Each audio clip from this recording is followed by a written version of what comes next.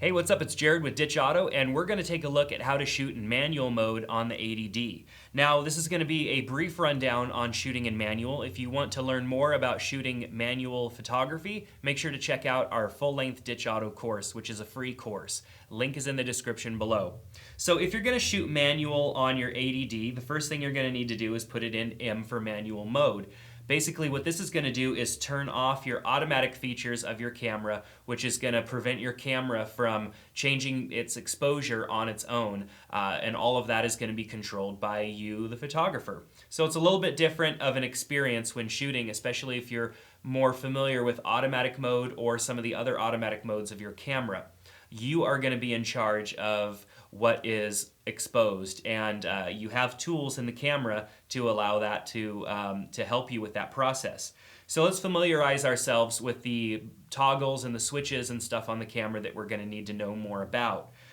So with our camera powered on, we can see on the LCD screen here our camera settings. We have right now 100, which is the shutter speed, 1/100th of a second. It's represented as a fraction, but it's displayed as a whole number here. So 100 is our shutter speed. You can see 16 is our aperture. The aperture is how wide the lens opens and decides how much light is going to come through the lens. The shutter speed number tells us how fast the shutter is going to open and expose itself to light. The higher the number, meaning if that number went from 100 to 400, the faster that process happens, which means less light is hitting the shutter. This is good for high-speed moving objects to prevent the blurriness of them as they cross through your path or when you're taking the picture. Slower shutter speeds, which means the shutter opens for a longer period of time, is better for letting in more amounts of light in lower lit situations, but you often get some blurriness if you go too low with that number.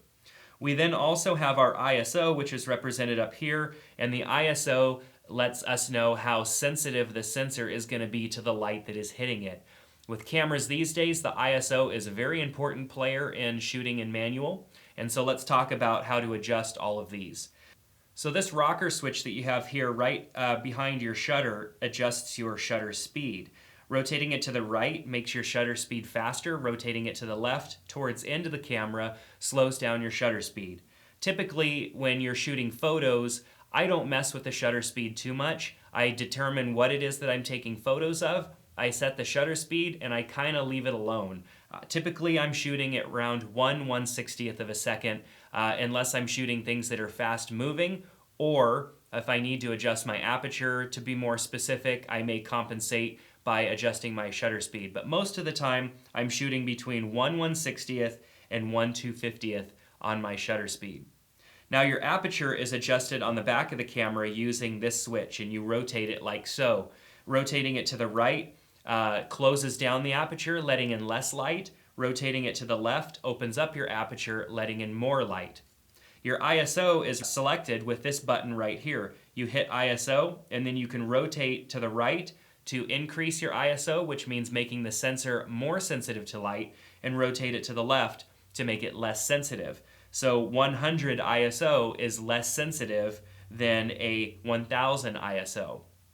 And by that, it means that the higher you raise your ISO, the brighter your image is going to become when you take the picture. And so you can use the ISO to be more specific with where you're going to shoot with your aperture and your shutter speed. So the proper exposure of your image is a kind of a happy medium or a happy dance between these three numbers: your shutter speed, your aperture, and your ISO.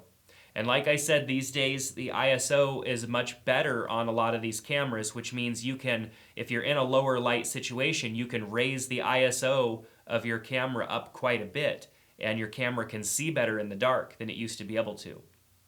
So using these three features here are how you shoot manual in your Canon 80D. The only other feature that you may want to look at in shooting manual is your white balance. Your white balance can be changed by going into the menu. So we would tap on our menu button and we would toggle over to white balance, and then we would choose where we would want our white balance to be. We have auto, and then we have some kind of other locked in predetermined, and it shows like shade, daylight, and it shows your approximate number. And then you can go to custom or color temperature and manually adjust the color temperature.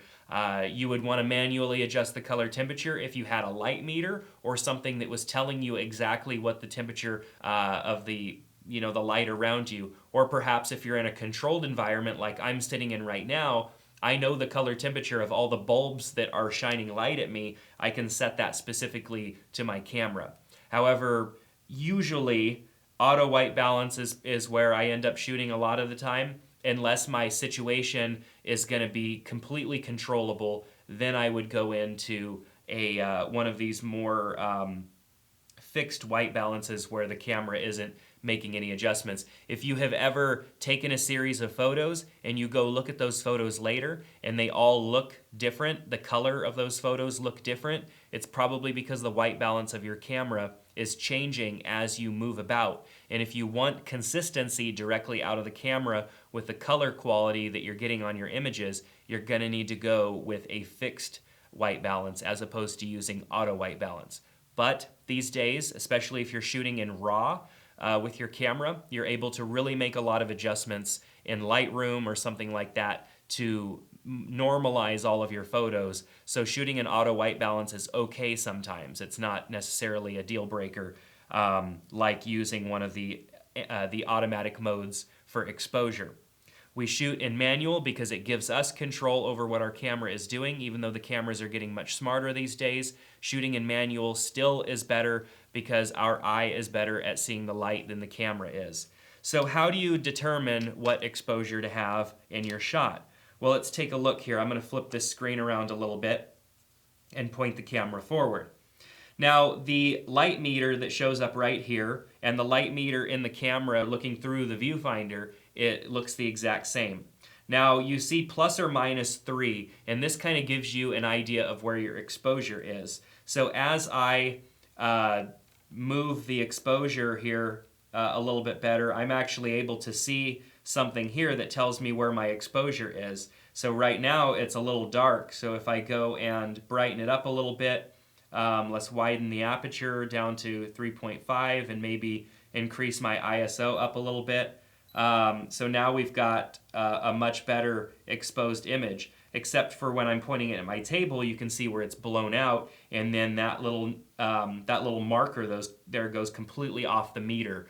This is your camera's internal light meter, and it does a pretty good job. And there are different light metering modes that your camera has to determine where it's pulling that exposure information from. However, I use this just as to get me close. If I'm looking at a shot and I've determined that the shot has a lot of shadows in it, my light meter is probably going to read underexposed. However, the subject in my photo may be exposed properly. So I use it just as a guesstimate option to get me close, and then I use my eye to determine where to go from there. And that takes time, it takes practice. Shooting in manual mode takes a lot of practice, and especially learning your camera and its features and how it operates with shooting in manual mode. So over time you're going to get better at shooting manual, it just takes practice.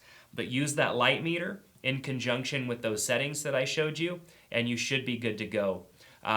One last tip is when you're shooting outdoors in brighter situations, you'll want to keep your ISO probably as low as possible when it's bright out, and you'll be increasing your aperture a lot, maybe even all the way up to 20 or 22, depending on how tight of an aperture your lens can provide. However, if you're not using flash or anything like that, you can increase your shutter speed up quite a bit to decrease the amount of light hitting the sensor as well.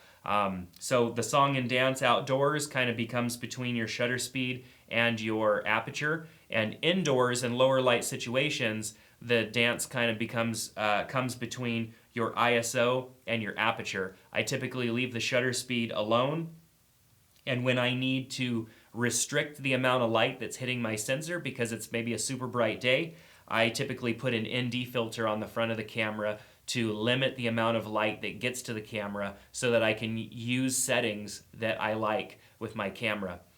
There are pros and cons to shooting at an aperture of 22 or the widest aperture your lens goes, like with this lens, which is 3.5.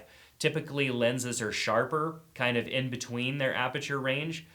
So you're going to get sharpness of your photo from edge to edge, maybe more at f8. This does vary with all lenses, and it is different, but it is pretty consistent with a lot of lenses that your image is going to be more sharp and just a better overall image somewhere in the middle of that aperture range. Obviously, this is a real brief overview of how to shoot in manual mode with this camera. Now that you understand where the controls are, I recommend going out and just playing and having fun. Try it. It's going to be frustrating, but the more that you get comfortable with shooting in manual mode, you're going to start producing some fantastic images, and you're just never going to look back on shooting in auto mode. So thanks for checking out this video. Please make sure to subscribe to our channel so that you get notified when we put out more videos. We appreciate you being here and hope to see you soon on another Ditch Auto video. Thanks.